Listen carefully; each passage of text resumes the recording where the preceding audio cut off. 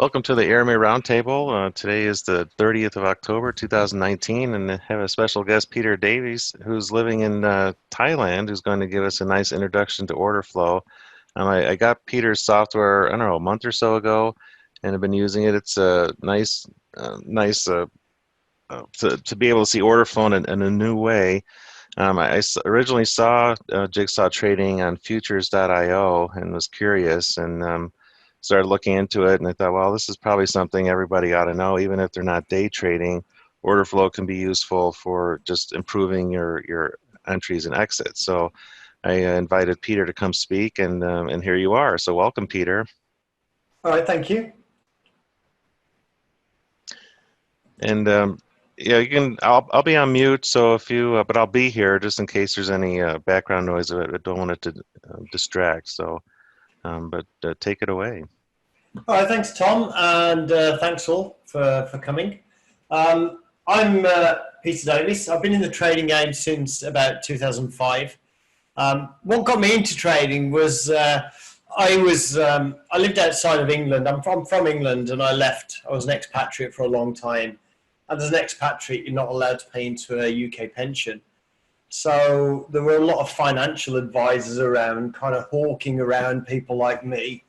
And, I took advice from financial advisors, got into mutual funds, and proper mutual funds, Fidelity, Guinness, all that kind of thing. And the net result was I ended up losing 30% of my net worth. And at that point, I knew absolutely nothing about trading or investing, but I decided to take over from them because I basically figured, even if I lost money, I'd save on fees.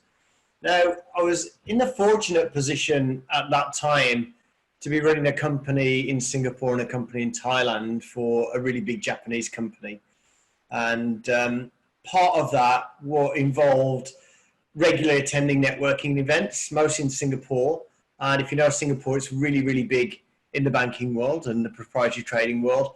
And there was always a lot of people from that world there, people that spend their time at trading desks all day and doing things you can do at home. And also people doing things that we could never do at home. I mean, I met one guy who'd retired at 35 and he'd been writing barrier options for Forex, which is just obviously beyond us because it's billions of dollars. And what I did is I actually started engaging with these traders, trying to find out what they did. And at the time, I didn't realize how lucky I was, compared to most traders trying to pick up trading skills. And a lot of those people that I met at that point are actually still with me today. They're now customers. Some of them are just friends. And what I'd like to share with you today is the result of what evolved from talking to people like that and narrowing down on certain people and what certain people did that I met at that time. Some were traders from a trading firm called Propex. Some were working in banks. So we're going to look at the use of order flow in trading. And the reason we're going to do that, mostly because it's what I know, but also because I work even now with some really good prop firms where, and this is going to sound ridiculous, right? But some of the prop firms I work with, the best traders can surpass $100,000 profits in a day. One of them, Axia, prop firm in London, just broke the record, put in a day of over 700,000, using techniques that are much simpler than most day traders at home are trying to use. Now, I focus on day trading, and that's what we're going to talk about. If you're not a day trader, don't worry. This is still worth listening to because it is an aspect of trading, like all aspects of trading, even though I couldn't do the barrier options. I couldn't write barrier options for Forex. It's good to understand how different people trade and how you might be able to use order flow in your own trading. First thing I want to do, though, is I just want to take us a step back. Especially if you guys, I know you guys are doing a lot of options trading and you're looking at other methods of trading. And at this point, it's good to take a step back because for most traders, trading becomes a very complex endeavor. So I find that people, as they look into day trading, trades are very, very hungry for knowledge. They continue to learn new things and try to adapt them to their trading. But what they tend to do as they go through and learn is that they develop an approach that becomes more and more complex, even though in the process the results aren't improving or just improving marginally. So if that's you with the new techniques you're looking at or with anything you're looking at now, I just want you to open your mind to the idea that actually a reduction in complexity is going to put you more in line with the people on the professional side doing day trading. So don't just add on what we teach today, consider taking some things away too. So instead of looking for more information, always more and more information, we should make a decision. It's always a good thing to actually look for less information too. And there's a very simple reason for this, and that is that regardless of how complex the markets are, there's only two possible outcomes. So we know this, right? Markets can only go up or down, that's it. Doesn't mean trading's easy. There's a million and one ways you can get in your own way and self-sabotage your results as a trader, but the markets basically go up and down. And today, we're going to look at the way that professional day trading firms assess which way the market's going. Now, before that, just want to dispel a very common myth. And one of the myths of order flow is that it's only for very short-term traders. So if you look at the screens, let me just put my pointer on. Okay, if you look at the screens on here, this is me sitting at the desk of a proprietary trader in London. And this is one of the traders that can surpass $100,000 on a good day. So if you look at the screens, you're going to see there's no charts on the left and right, right? So on the left here, we've got news. On the right here, we've got news. I think it's a Bloomberg terminal there. We've got Reuters, I think, and Bloomberg on there. Top center, just a few charts, mostly long-term charts, so that we know where the markets are, big picture stuff. But it's a long way from the sort of complex charting and indicators that you see a lot of home traders using. The center focus here is 100% order flow. So you've got 24 different markets on display, but only from an order flow perspective. And this is the desk of a professional trader that regularly makes six-figure profits, and that's not 6 figures a year, that's 6 figures a day. And I know when I say that, it just sounds almost unbelievable. But the best prop traders, they're trading like 250, 500, 1,000 lot positions on Bund, on S&P. They're trading like 300 lot positions on crude. And those positions, while they might seem massive, they're still a tiny fraction of the day's activity. So it's not a magic trick. It's just that this trader knows that markets can only go up and down from wherever we are. And he has some simple basic charts and he has order flow, and that's it. That's what he's cut it down to. So you might see your average home trader's probably got 6 screens, 30 indicators just to trade one market. Professional traders at this firm understand that you simply don't need that quantity of information. You just need the right quality of information. Okay, so the reason that order flow traders are so successful, it's mostly one of perspective. So the traders that trade order flow know, or generally as they adapt order flow, they come to realize that the most important consideration in the markets is cause and effect. So they look for causes. Like cause could be traders trapped. Cause could be momentum that comes in after a news event. And these causes have an effect. So you might have a cause that is traders trapped and the effect is a stop run. So causes are generally small and the effects are large. So when you see traders trapped, you see that over a very small range of prices. So you can see the precise location they're trapped, the exact price. When they stop out, that's an extended move, which is what I mean by the cause is small, but the effect is large. So you get small, precise stops and larger relative targets. So you get good risk reward on your trades. Now, if you combine cause and effect with an existing price level you're looking at, so let's say, for instance, you're a technical trader and you're looking at a double bottom, the order flow part helps you identify the trigger of the move. Okay, so you might see the double bottom, and the order flow is going to say, well, okay, at this point, the double bottom is now holding. Might be before it hits the double bottom, might be at the double bottom, might be a little bit later, but the order flow helps you confirm that. It doesn't do it all the time, not on every reversal, but on a large enough percentage of them to make it worthwhile. Now, in addition, order flow gives you a lot of second entries. So a lot of traders, what they tend to do, they tend to watch a market moving up, and all the time a market's moving up, they're thinking about where can I sell it, and then when the market starts moving down, they think about where can they start buying it. And there's this tendency to think that, you know, once the market that moved up starts turning over, that they've actually missed the move. Okay, so they see a market moving up, they're waiting to sell, the market turns over without them, and they believe they've missed the move. So instead of having your eye on one price point and thinking you've missed out because you didn't catch a trade, order flow gives you multiple chances to join a move, multiple prices to lean on as that move progresses. It gives you like little backstops as the market moves in any direction. You get these little backstops where you can actually place a trade. Order flow also allows us to improve the price on trades by waiting for the right moment to enter, to go long when the sellers have really stopped selling, not just because we've hit something we call support. And also order flow isn't just used to get into the markets either. So one of the things we teach at Jigsaw is a skill of reading momentum, and that's a skill that mostly helps you manage your trades, but it's actually the easiest skill in order flow to use. So analyzing the flow of trade once you're in a position is actually the simplest use of order flow. Requires you to just be able to read momentum.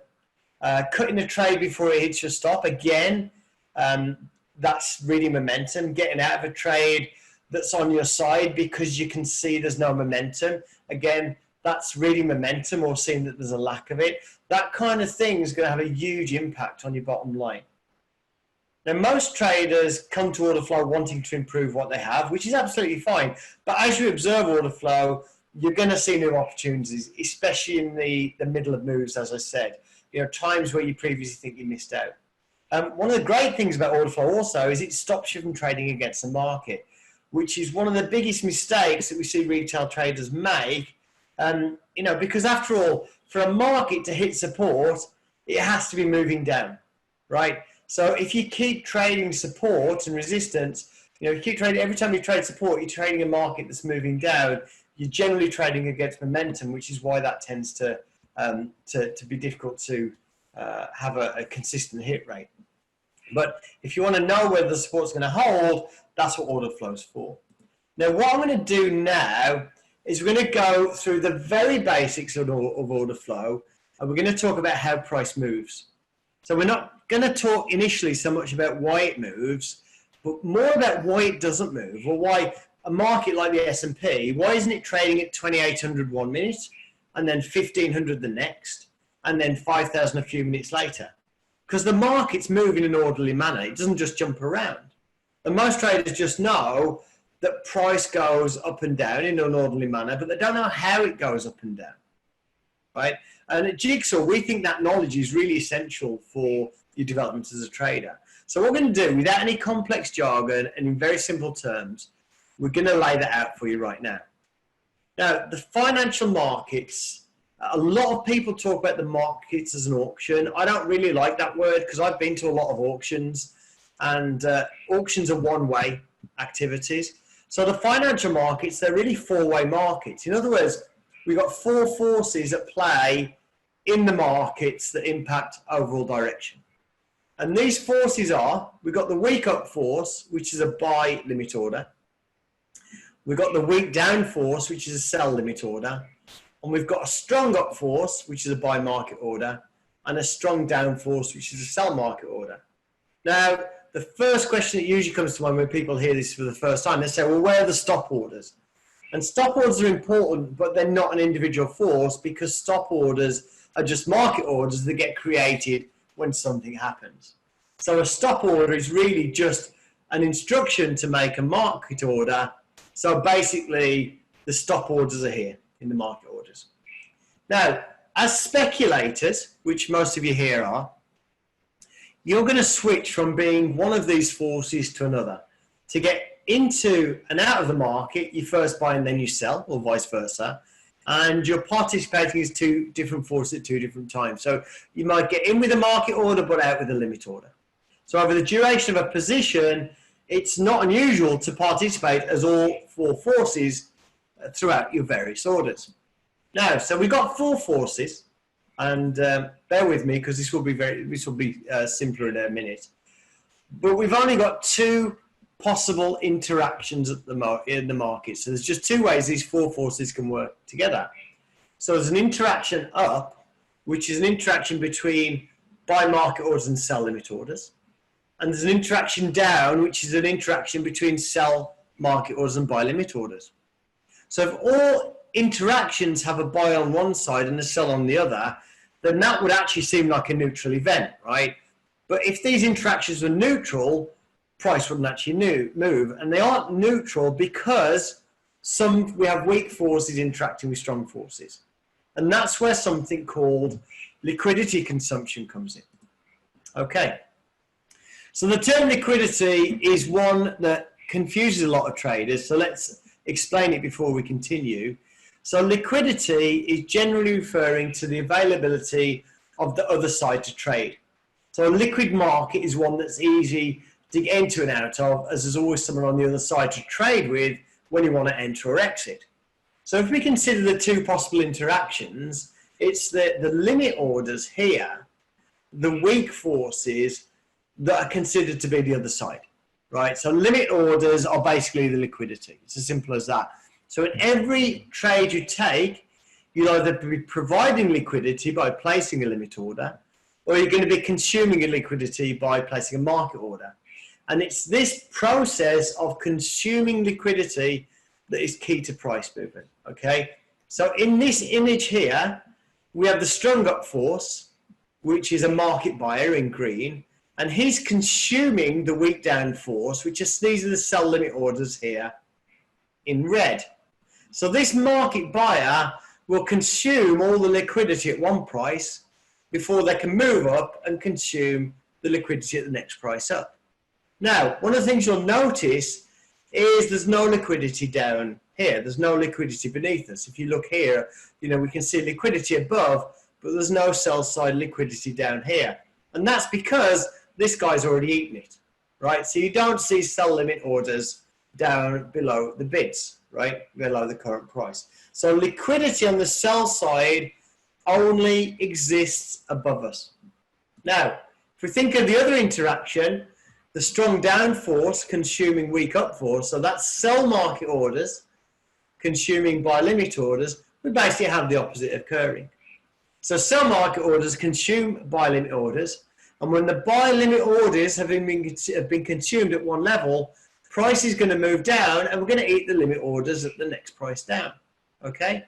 And as we know, as we just said, there are no buy limit orders above us, right, above the current price. They've already been eaten, okay? So we wouldn't be at these prices here if we hadn't eaten all the buy limit orders above us. So it's this process of market orders consuming limit orders that allows price to move, okay? And it's the fact that the limit orders are there that stops price just jumping about, okay?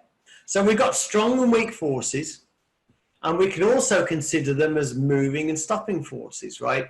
So a moving force, movement in the market comes from market orders. So like our Pac-Man here, they move through the limit orders, consuming as they go. And if there's no market orders, there is no movement. It's impossible for the market to move without market orders. Well, it actually is possible for them to pull bids and pull offers and for it to wiggle around a little bit. But meaningful moves come from market orders. So that's the moving force, the market orders. But the stopping force, or stopping volume, is sometimes referred to as stopping volume. Limit orders might not create movement, but limit orders can stop it. So sometimes there's just too much liquidity to eat. So often limit orders are hidden and more contracts are added to the limit orders as with the market orders try to eat them, right? And that's what's known as an iceberg order. So you'll see price go to a level, you see lots of market orders trying to consume the limit orders, but the limit orders keep refreshing. So I might see a limit order of 1,000 and I've got market orders of 500 that hit that, but I've still got limit orders of 1,000. Then another 500 market orders come in, and I've still got limit orders of 1,000. And that just continues over and over again with the limit orders refreshing, and the market orders just can no longer eat those limit orders, right? There's just no more market orders left. Nobody else wants to sell into that level.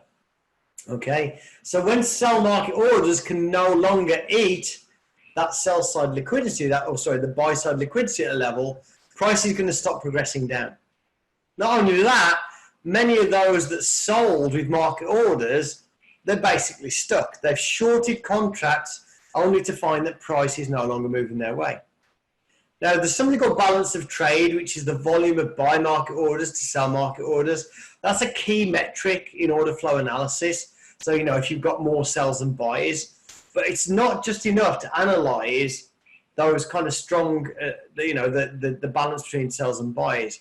These stopping force events are a little bit more nuanced, but equally important. So in the above image, the buy limit orders are simply too strong for the sell market orders to consume. So they become too big to eat. Now, sometimes that stopping force is evident in the depth of market. So you might see like a huge bid, like 5,000 contracts on the bid before you actually get down there. But usually that's a fake bid. So most of the time, or much of the time, that is hidden, and you only get to see how much liquidity is at a level by how much of that liquidity we consume. Okay, hope it makes sense so far. So we've got two interactions: buy market orders interacting with sell limit orders, and sell market orders interacting with buy limit orders. And these interactions are totally independent, right? So we know that even though they're independent, right, there's still a missing piece, right? Because we know these things don't move independently, right? So we don't see the buyers consuming the offers and the offers moving up, and the sellers consuming the bids and the bids moving down, and just the spread getting wider and wider and wider as we see buy market orders and sell market orders hitting the market, right? So we know that the bids and the offers don't move independently, so there's a missing piece in this explanation. Now, we've got the terms inside bid and inside offer. The inside bid is simply the highest bid available, and the inside offer is the lowest offer available. And they're basically just the prices that are going to be eaten next, like highest bid and lowest offer. So the difference between the inside bid and the inside offer is what's known as the spread. Probably all know that already. And as you can see on this dome here, the inside bid and inside offer are just one price apart, right? And that changes market to market, right? Obviously, you've got bigger spreads on options, but usually futures markets, it's one or two ticks. Might get like 3 or 4 ticks overnight. A bit, larger spreads on some of the, lesser traded markets. But generally speaking, on futures markets is 1 or 2 ticks between the bid and the offer. And what doesn't change with these markets is that they're somehow glued together. You don't see the offers moving up 50 ticks while the bids move down 50 ticks. So what's the missing piece? If this is a true representation of what happens in the market, why don't we see the distance between the bids and offers increase as trade continues? Why don't we see this? These guys going up here and these guys going down there. Okay.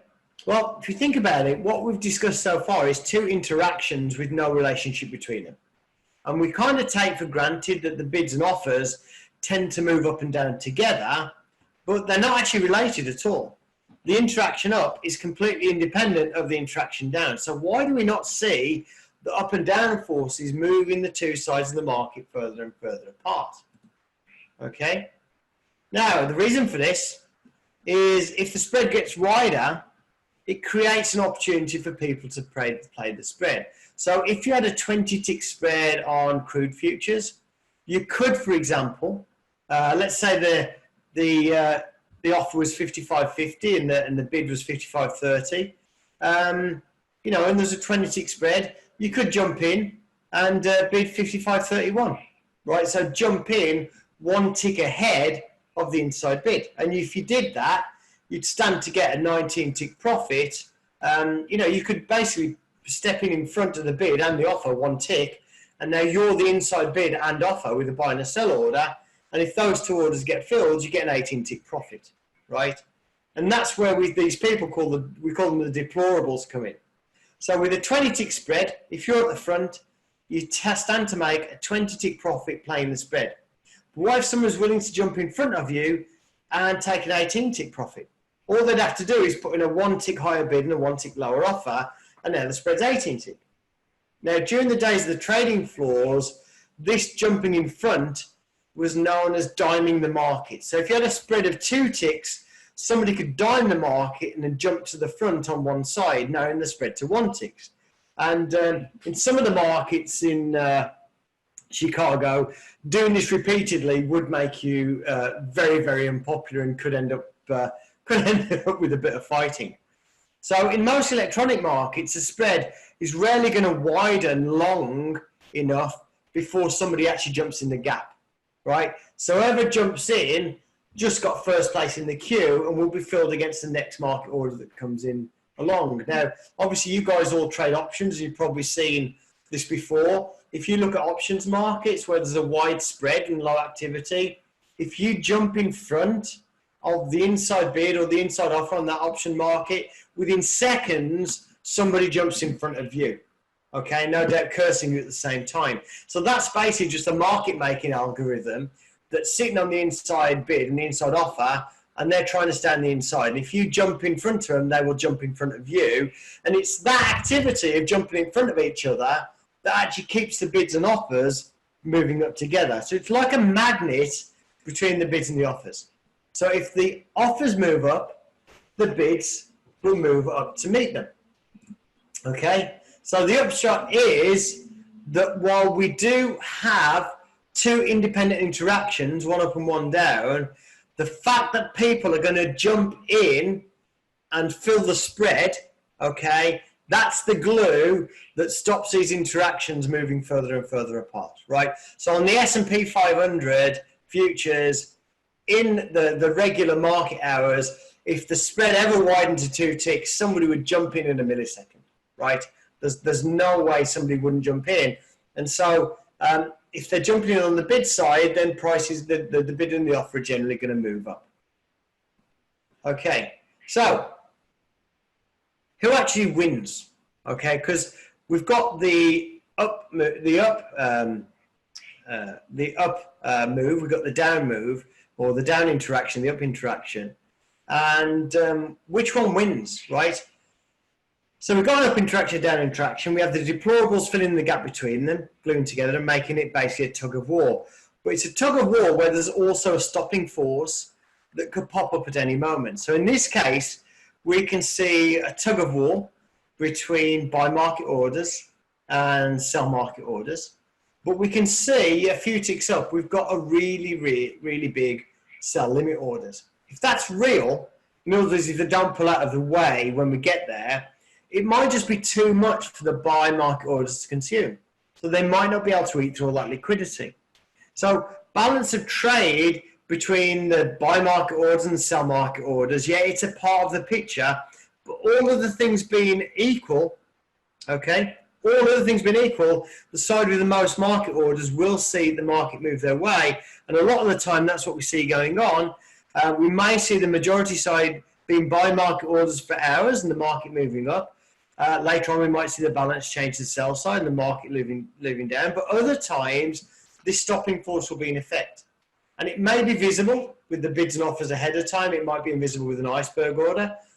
Maybe fake, in which case it disappears when the price approaches. But in this case, you can see a huge amount of sellers. Okay, so the stopping force is always going to be evident in the number of contracts traded at each price. So, for example, you might see an average of 300 contracts to eat through each price on the way up, but then suddenly it goes from 300 for each tick up, and then it's taking 500 to tick up, and then 900 to tick up, and then 2,000 to tick up. And that's the stopping force, the limit order side getting stronger and stronger. What will happen? It will get stronger and stronger until the market orders just can't consume anymore. And then you'll see price move against. Okay. One other thing before we look at some examples is something called a liquidity vacuum. So here we have the Jigsaw dome, and on this one we've got 10 levels of depth. Some markets have got more depth than others. What's really important to understand, just go over again, is there is lots of buyer liquidity below here. It's just that you can't see it. So when our data feed only gives us 10 levels of depth, it doesn't mean there's only 10 at the market. It just means that's all the provider gives us. But there is no buy-side liquidity above the current price at all. On the sell side, there's loads of seller liquidity above you, but a lot of feeds you can't see it. And there's no sell-side liquidity below the current price. This is important. It means that as you move up through prices, you're moving up into areas where no liquidity exists or no buy-side liquidity exists.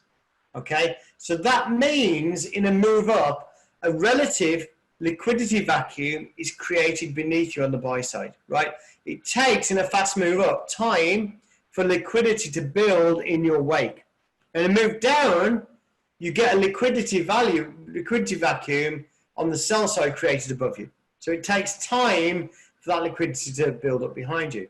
So spotting these liquidity vacuums where price is pulling back really because of lack of liquidity on the buy side, as opposed to a lot of counter trend selling, that's one of the opportunities with order flow. And that's one of the ways you get to trade really good entries on pullbacks. Now, let's consider some real world applications of this knowledge. Okay, so there's a couple of things that continually catch out traders. First thing that catches people out is a fast one-way move in the markets. That tends to fool people, that tends to fool people that the move is going on forever. Okay, so you've seen it, you see a big fast move in the market, people see it, they fear that they're missing out, they get on board. What happens next? The market abruptly fails and turns the other way. And we'll see an example of that soon. Now, if you think about it, the faster a move up, the more of a liquidity vacuum builds behind that move. Okay, so there's also little time for positions to build behind you too. So when you see these fast moves, those are actually signs of weakness. Okay, so there's nothing really behind that fast move that's kind of supporting it, that's holding it in place. Okay, other thing that catches traders out is a slow grinding move, right? So when you get, sometimes as a day trader, you get these slow grinding days where the market is quite slow, but it just grinds in one direction. You often scratch your head at the end of days like that, wondering how you manage to like see a market go up one way all day and not actually get on board. And what it is that the slow move looks weak, but as you move up slowly, you don't get that liquidity vacuum building behind the move, because the liquidity has plenty of time to build in the wake of the move. You get lots of positions building behind you too. So your move has structure supporting it, okay? So in that case, you don't actually get retracements because you don't get that vacuum that's letting the market drop back and give you good retracement, okay? And if you look at retracement in the market, how do you know it's retracement and not a reversal? It's pretty simple.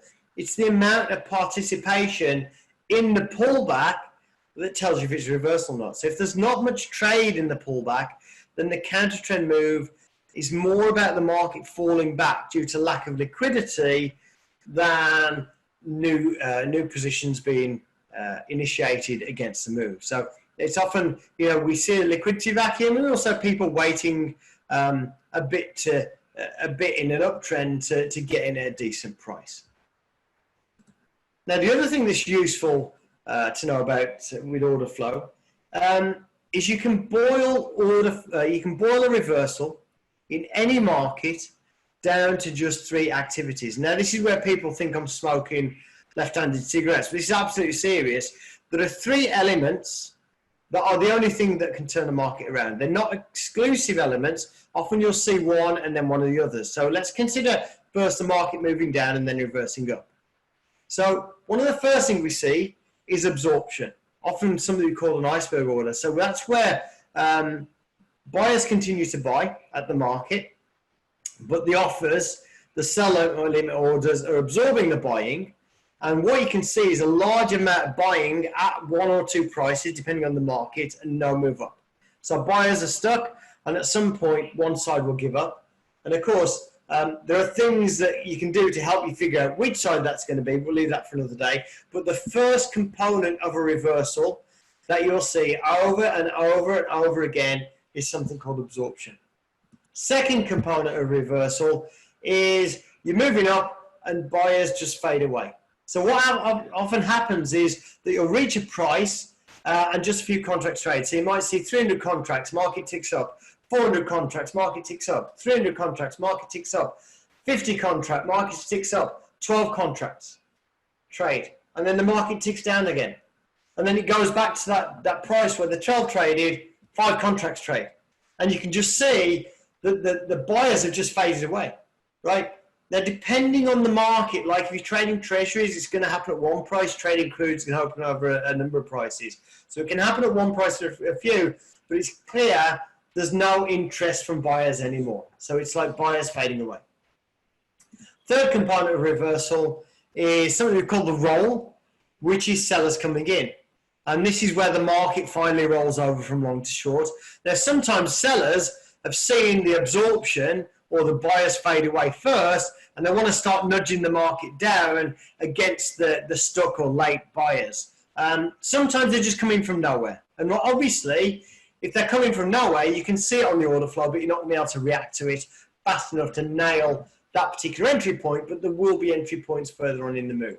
But the one good thing is you'll know the market's a reverse and you can change your bias to the other direction, right?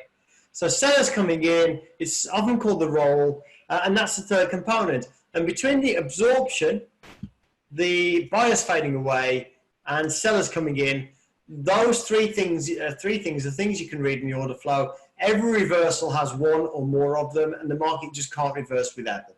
Okay, so these are all things you can read in order flow. Some are easier to read than others, and like I say, each reversal is going to contain one or more. Okay, back to my handsome self in the prop firm again. Let's just have a closer look at one of the tools order flow professionals, the professionals use to make decisions. Now, I'm going to warn you, this contains numbers. I mean, a lot of traders that have been losing money for years. I mean, I've met guys that have been trying to do this for 20 years, and they take one look at this and say, that's too complicated, and then they go and spend a few more years losing money doing something they consider simple, but they just can't get it to work. Okay, so here it is. It's the depth of market. This is the Jigsaw Depth-of-Market, which is a little bit different from most. It does have numbers, but reading it is really all about the market and how the market moves. And that's what traders are looking at. Nobody is paying any attention to all of the numbers, right? Nobody's adding them up. It's about the pace of the market and seeing obvious outliers. So in this image, what's happened is we've just moved up, okay? And we've kind of rolled over, okay? And what we can see is as we moved up, so these are the amount of contracts on the way up that it took to move through each price. So we traded 45 contracts here, and we moved up, and we traded 87 contracts, we moved up, and we traded 68 contracts. That's how many contracts it was taking us to move through each price on the way up. That's how much real liquidity was there, right? And up here, we traded 320 contracts, much more than we've traded at any other price. And we traded more here because the liquidity, the limit orders absorbed the buying, okay? Now, as we're ticking back down, we can see the size has changed to the sell side. So we've got that initial push on the sell side, and we can see a lot of size, and the sellers are getting the market moving their way. So as we moved up, we saw this 320, we got the 320, the market started moving up.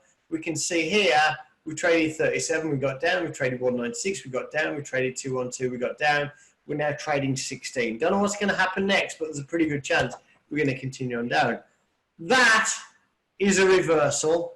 That is absorption. And that's just one order flow event. Now, there's lots and lots of other numbers on there, but what we were looking for was this outlier here. and then just to look and see how we traded down. There are uses for the other numbers, but it's generally about the pace of the market. So when I say the pace of the market, this 320 traded, it was a lot more than usual, and the market didn't move up. So it lost its pace. It ran out of steam, right? So that's reversal, that's absorption, just one order flow event, one that in this case we'd look to play a pullback on a short trade, because you can see overall the market's actually gone down and it was just pulling back up, and we would have been waiting for the pullback, and that's where the pullback ended. Okay, and there's a lot of order flow events you can look out for. There's momentum, there's value disparity across market, there's a lot of different scalping opportunities, there's pulling and stacking, but this is supposed to be an introduction, and we don't have time to go over all the different aspects of order flow. Now, this might be a bit overwhelming at first, but let's break down a couple of things and additional things. This is the gold futures. This is quite an old slide, but this is still relevant today. Order flow is one of those few areas in trading where you really get rewarded for your efforts, where you can track your progress, implementing, one thing at a time, seeing the results, and and really getting to get a kind of a reward for your efforts. So what I'm going to do is I'm going to just take you through a few things here, right? So what we've got here at point C, you can see a lot more volume than normal at this point C. And what's happening here, you can see this big move up. That is a volume blow off. That is a big move in gold where lots and lots of people feel they've missed out. What happens up here? We see this big circle up here. That big circle means at this price, we've traded a lot more volume as usual, and we've traded that a lot more volume as usual because we could no longer move up because the limit order stayed firm, and we just sat there churning contracts, right? Market moved down from here. What we can see here, as the market moved down, we got all these big limit orders on the sell side that came in, okay, we're the sellers, we're going to put some big limit orders in here. And we can see as the market moved down, those limit orders stayed there right until the market moved up to this point, and as the market got close to them, they disappeared, right? So this is a representation of limit orders, and they disappeared because they were completely fake, right? They were just there to try and get people to sell, okay?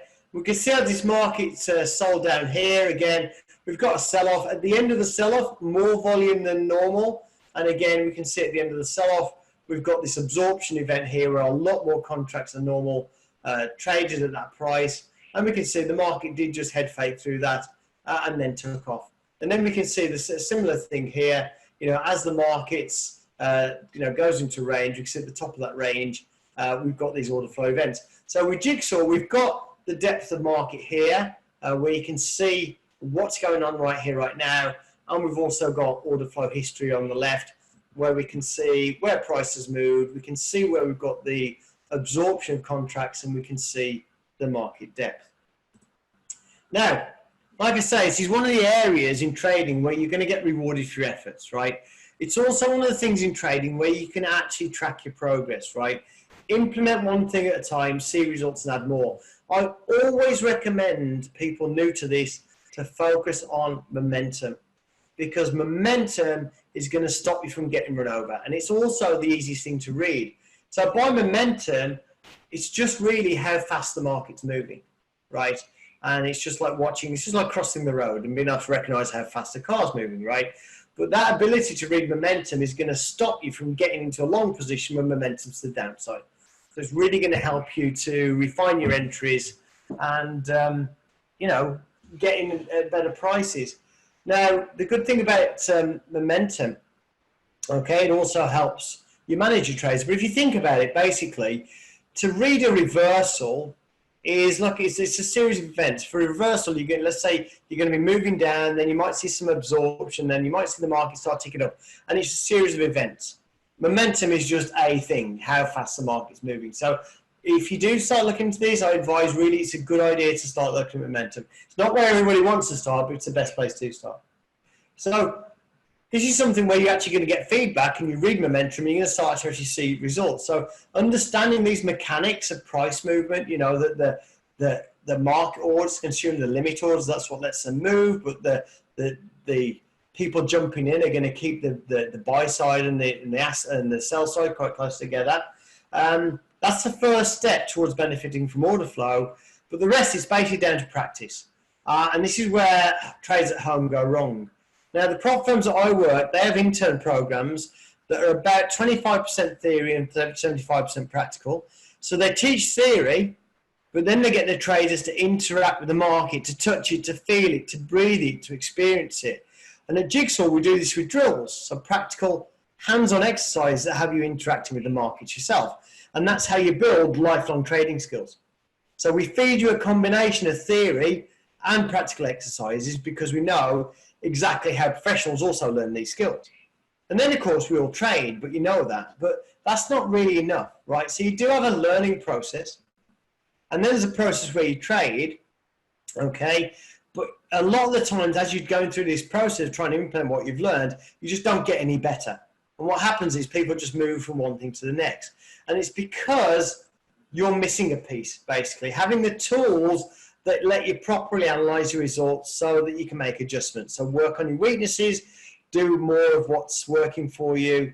And with that, if you can do that, do proper journaling, proper reviews, that's actually what gets you to the next level. So every proprietary trading firm I know has every intern trader making a journal entry for every trade they make and then reviewing it at the end of the day. Okay? So how many of you have a dashboard like this that allows you to navigate your trading results so you know exactly which activities are making you money and which aren't, that let you track your trading behavior so you can do more of what works and less of what doesn't. And this is just one of the things that we do at Jigsaw, which is we're not really just interested in the order flow. We're not just really interested in getting into and out of the market. We're really interested in where did we lose money and where did we make money, and am I closing my trades too early? Are there certain behaviors that are causing me losses, or a certain combination of behaviors that are causing me losses, to really refine your trading and do more of what works and less of what doesn't. And to be honest, what we do with order flow, it's not for everybody, right? So we do have like these packages, and what we tend to find is that people tend to come to us after they've tried everything else. Most people try to use a few magic systems, trade rooms, alert services, you know, stuff that generally offers you a lot of riches for zero effort.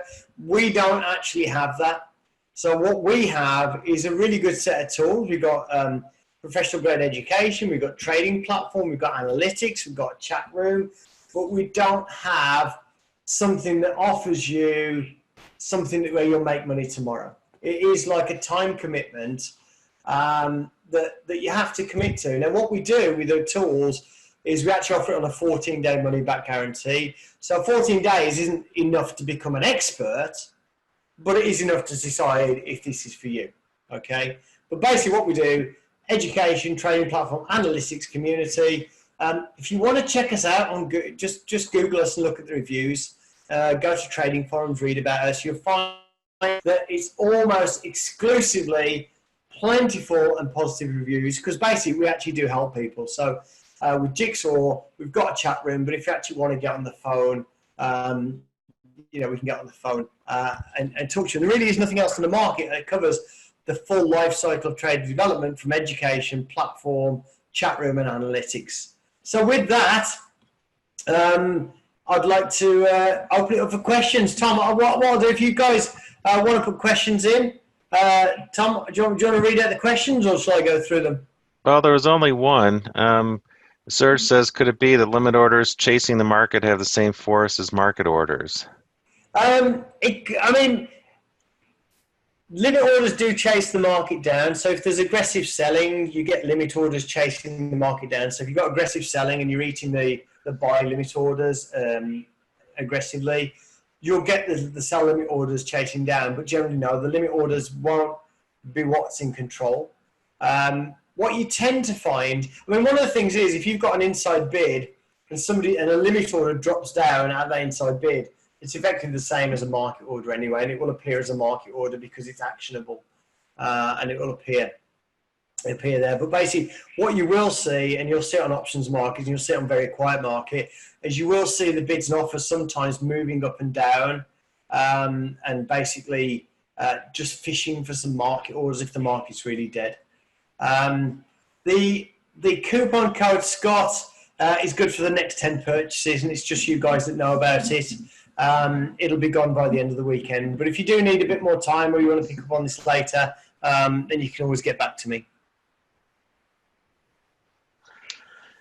So if somebody is completely new to order flow, and they pick up this package, what would you recommend as like their first things to start looking at? Okay, well, once you sign up, you get access to a members page, which has got a lot of education. Best thing to do is don't dive in, right? There is an introduction video that takes you over some of the stuff I've just taken you through. But a lot of people make the mistake of just diving into all the theory and I get people who say, "Oh, Pete, I signed up on Friday and I've just spent the whole weekend watching all your videos," and it's like, wow, that's awesome, but you really should do the drills, right? So basically, what you should do is watch the first video, which is new to order flow, and then the next thing you should do is jump into the drills. But once you sign up, there's plenty of places where it reinforces that and says, look, you should do this first. But you basically want to know what we taught today, and then you just want to get your hands on it and interact with it to really understand it. Because if you haven't done the drills and you come to me and ask me questions, it's a real disconnect between what you're asking and what I can tell you, because you've never watched it. And until you've watched it, you won't understand my explanation until you watched it. So it's really down to just doing the drills. And we recommend the drills basically 60 to 90 minutes at a time, once or twice a day. Any more than that, your brain just turns to mush. Right. Well, I think that's it for the questions. Probably people are trying to wrap their head around it, because it's kind of different from what we've been doing in this community. So really appreciate the look at order flow, and it's a different world. Oh, it is, absolutely. And like I say, I got into it because of the prop world, because I've lost so much money with people managing my money. I didn't trust anybody, and so I was really wary of the retail trading world. So I just went to professionals. I can see Walter's just asking, do we have video clips of it in action? If you search YouTube for Jigsaw Trading, you'll find our channel, but you'll also find a lot of customer videos as well. So if you want to see customer videos, that's fine. Tom, there's some more questions coming in. Tom, should we go through those? Dan, sure. Is there still value in footprint charts? Yes, Dan, I still think footprint charts are valuable. I think there's nothing wrong with footprint charts. It's just I don't see any professional firms using them. But I think with what we've got with the chart that I showed you, our auction vista chart, that's one way to look at the market, and I see that as one way to look at history of order flow. And footprint charts is another way to look at order flow history. But with footprint charts, it just shows you the orders. It doesn't show the market depth. And with us, we just show the thing that we pull from the footprint chart is just the areas where we see a lot of absorption. But I think there's nothing wrong with footprint charts. It's a really good way to, to catch up on what's happened when you sit down.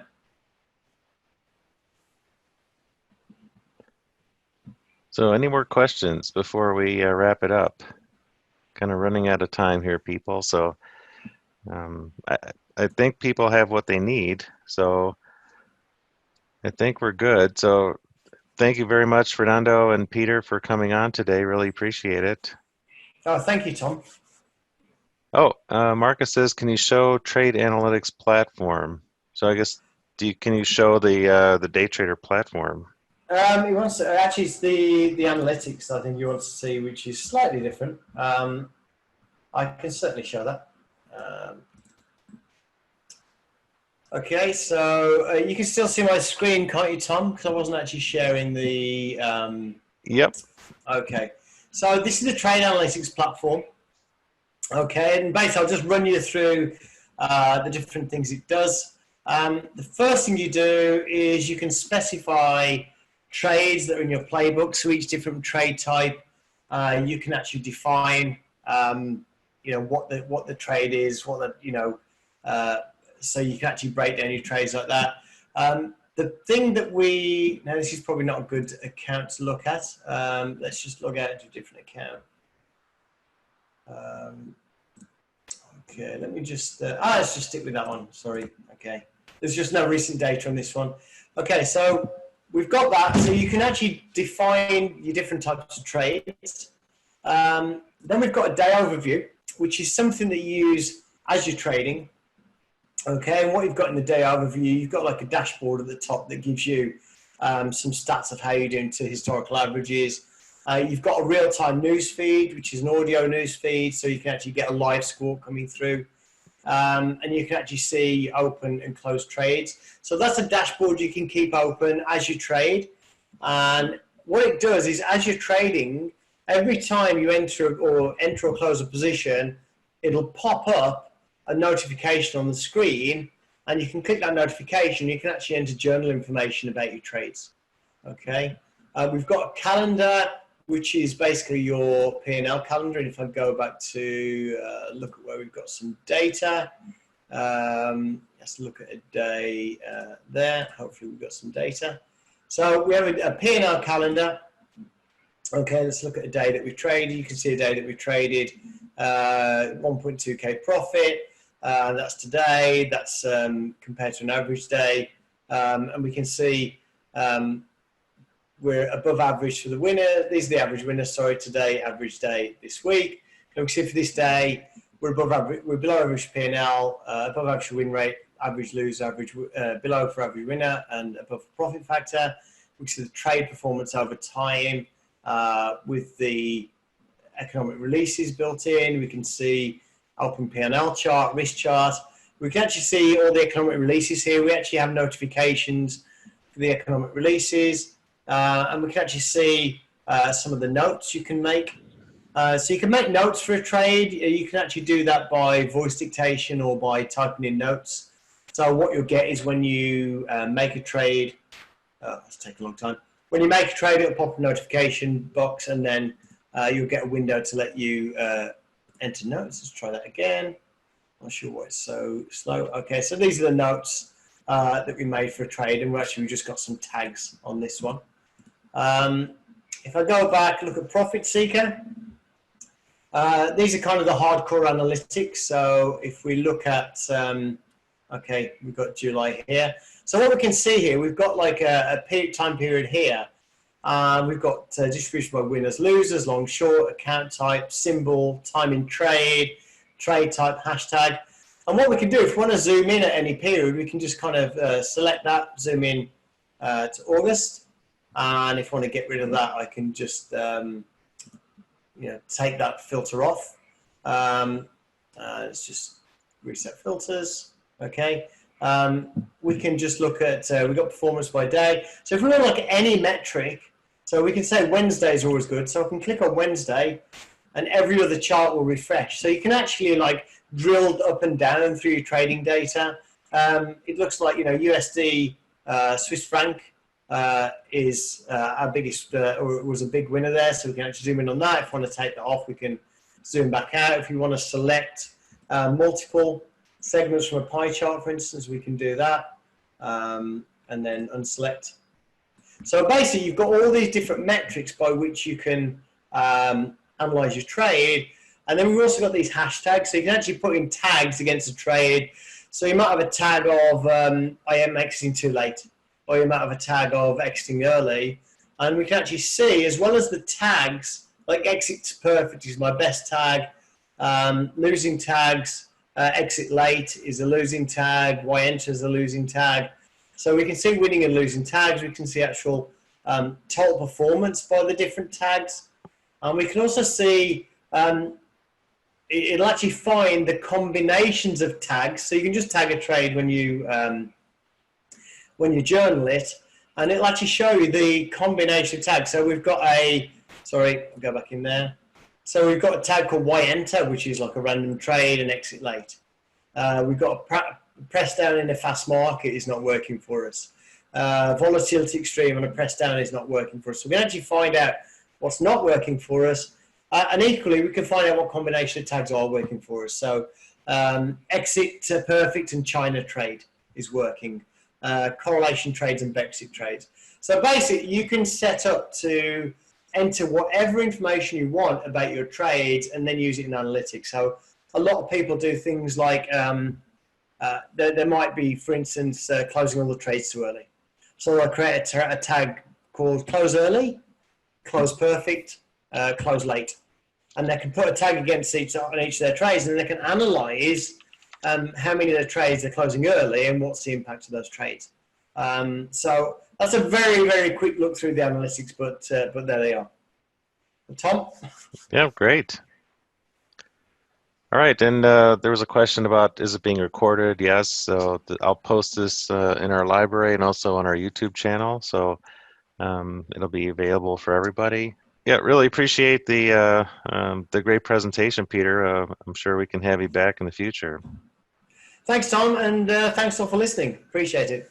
All right, thanks everyone. We'll have a great week, and we'll see you next time.